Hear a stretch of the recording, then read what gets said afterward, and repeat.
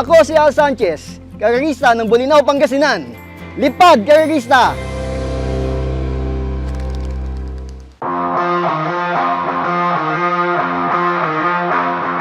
Actually, medyo late ako nag-start mag-pigeon.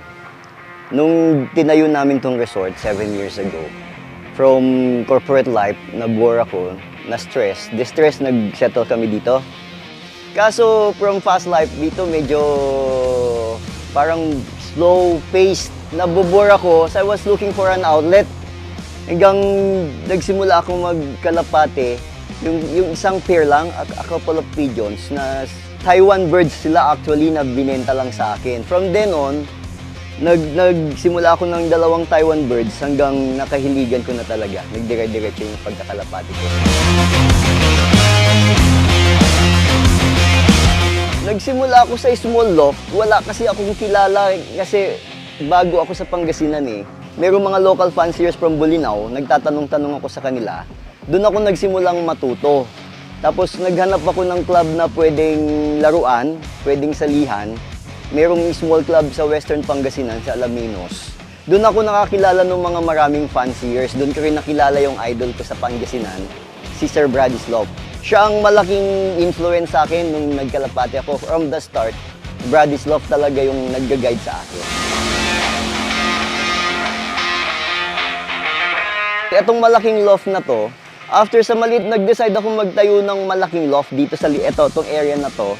Medyo malaki siya, pero nahihirapan akong mag-manage since hindi ako masyadong sanay. Kumuha ako ng loft man, hindi rin marunong. Nahirapan ako. So from a big loft na nasa baba, inilipat ko siya dito sa taas. Smaller, manageable, pero parang mas effective.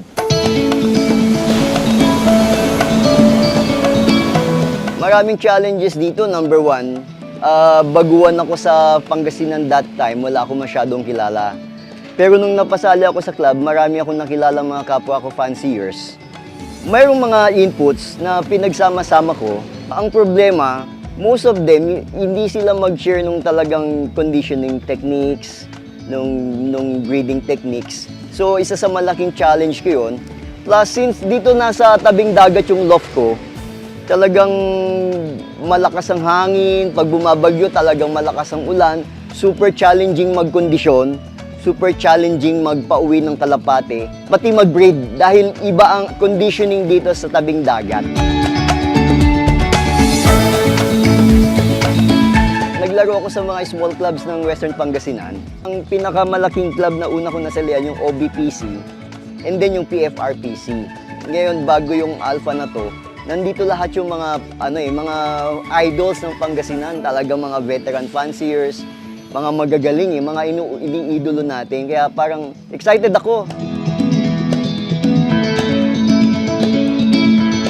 Dito sa amin sa Pangasinan, siyempre all-time favorite ko si Idol Bradislav dahil siya talaga ang nag-guide sa akin. Pero generally, sa racing pigeon industry, Reiso, siyempre, ibang klase ang Reiso, talagang ina-idol na madami. At saka ang isa si Manigo. Si Sir Manigo kasi, kahit na champion siya, respetadong fancier. Bagong fancier ka, hindi ka niya kilala. Pag nagtanong ka, Sir, ano ba pwede kong gawin? Ganito yung problema ko. So, masagot siya kahit hindi ka niya kilala. Talagang binibigyan ka niya ng tips, ng techniques. Sa ngayon, siguro puro sprint race, fun race, yun pa lang nakakukuha ko sa mga bigger clubs.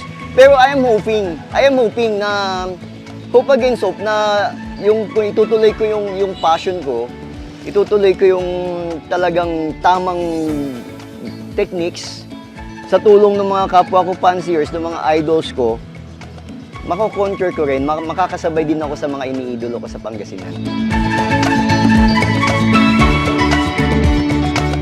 Mga kapwa ko karerista, magkita-kita tayo sa second episode.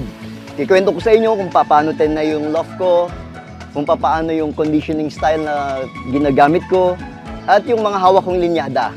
Mula sa FEI Rapid Hub, The Fancier's Choice.